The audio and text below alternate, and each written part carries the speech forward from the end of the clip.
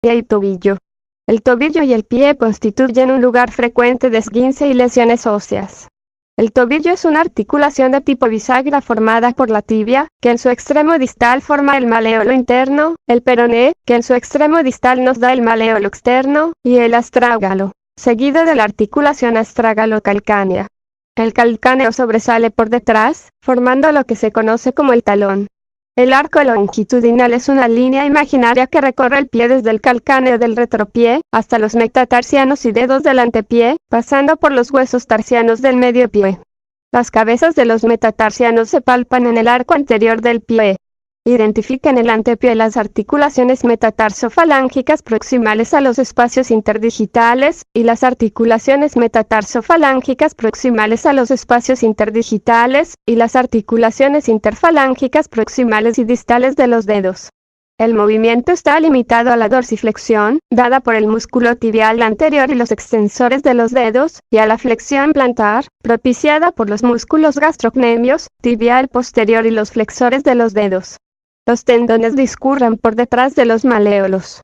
El ligamento deltoideo desde la cara inferior del maleolo interno, hasta el astrágalo y los huesos proximales del tarso, protege de la eversión externa.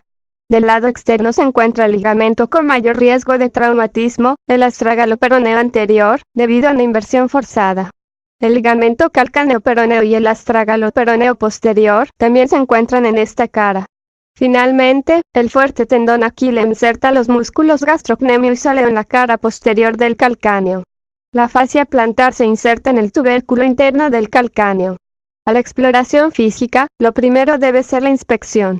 Observe todas las caras de los tobillos y de los pies, anotando cualquier deformidad, nódulo o tumefacción, callo o callosidad.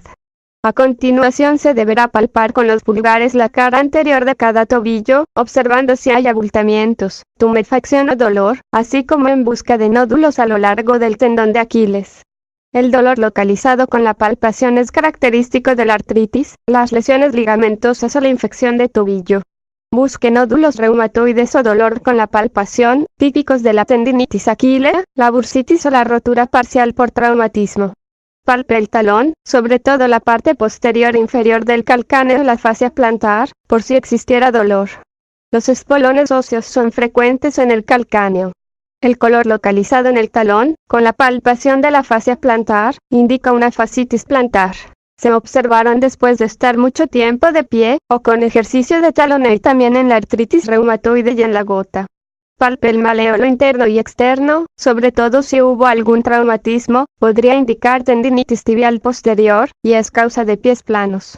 La incapacidad de dar 4 pasos, llevando un peso después de sufrir un traumatismo, y el dolor con la palpación en las caras posteriores de cualquiera de los maleolos, sobre todo el interno, hacen sospechar de una fractura de tobillo.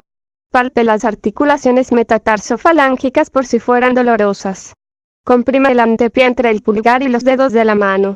Ejerza presión justo en dirección proximal a las cabezas del primer alquito metatarsianos. Palpe las cabezas de los 5 metatarsianos, y los surcos situados entre ellos con el pulgar y el dedo índice de la mano. Coloque su pulgar sobre el dorso del pie y el índice sobre la cara plantar. El dolor con la compresión constituye un signo precoz de artritis reumatoide. La inflamación aguda de la primera articulación metatarsofalángica indica gota. El dolor espontáneo y con la palpación, conocido como metatarsalgia, es característico de los traumatismos, la artritis, y las lesiones vasculares. El dolor con la palpación de la tercera y cuarta cabeza de los metatarsianos en la cara plantar se da en el neuroma de Morton. Las alteraciones en el antepié, como el juanete, la metatarsalgia y el neuroma de Morton, son más frecuentes en mujeres que llevan zapatos de tacón alto con poco espacio para los dedos. Evalúe la amplitud de movimiento. En la articulación tibio-astragalina, evalúe la flexión dorsal apuntando al suelo con el pie. La artritis suele producir dolor con los movimientos en cualquier dirección, mientras que un esguince ligamentoso produce el dolor máximo cuando se estira el ligamento. El mecanismo de lesión más frecuente de esguince de tobillo es la inversión y la flexión plantar, lo cual es causa de dolor y de limitación funcional, mientras que el mecanismo de versión y la flexión dorsal es menos frecuente. Para la articulación subastragalino-astragalocalcánea, estabiliza el tobillo con una mano, sujeta el talón con la otra e invierte y abierta el pie mediante giro del talón, primero hacia adentro y después hacia afuera. Para revisar la articulación transversa del tarso, estabiliza el talón y abierta e invierte el antepié. Para las articulaciones metatarsofalancicas, desplace la falange proximal de cada dedo del pie, de arriba a abajo. La existencia de dolor en las articulaciones metatarsofalancicas indica sinovitis aguda. En la sinovitis crónica y en la deformidad de los dedos en garra se observa inestabilidad.